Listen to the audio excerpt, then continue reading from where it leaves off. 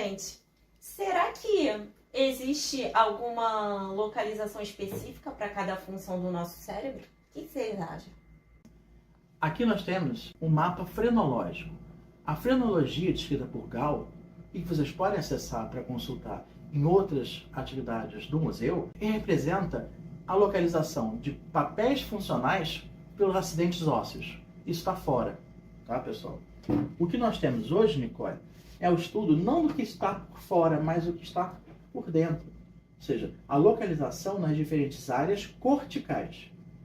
Isso foi muito interessante e levou muito tempo até a gente conseguir descrever várias dessas funções. Nos últimos anos evoluiu muito, aumentou muito o número de áreas já descritas e nós construímos o capacete do cérebro. Olha, gente. Calma, você pôs errado. Mas, professor, aqui tem uns olhinhos. Os olhinhos significam que é a área cortical responsável pela visão. E a área responsável pela visão é o córtex occipital, aqui atrás. Então, essa área de trás. Veja que à frente nós vamos ter funções que são muito mais recentes na evolução, como atenção, eureka, motivação, raciocínio, matemática. Então, essas funções estão localizadas na região frontal, tá? Que a gente chama de pré-frontal, inclusive. Então, essa é a posição correta de colocar o seu capacete do cérebro. Ah, agora eu aprendi. E, professor, existe realmente essa questão de lado mais emocional e lado mais racional? Bem, isso é uma questão que já foi muito controversa, mas que não é aceita atualmente. Por quê? A lateralização é algo que ocorre. O que vem a ser lateralização? Ter funções que têm alocação dos circuitos que modulam aquela atividade de um lado ou mais do outro. Mas, em geral, nós vamos ter as funções dos dois lados e algumas características sendo proeminentes de um lado ou de outro. Então, por exemplo, a visão nós processamos dos dois lados. O tato é processado dos dois lados, aqui no parietal. Se eu pegar o motor, ele é processado dos dois lados. Então, isso não tem diferença. Porém, algumas características... Pegou bem. Linguagem é uma excelente questão.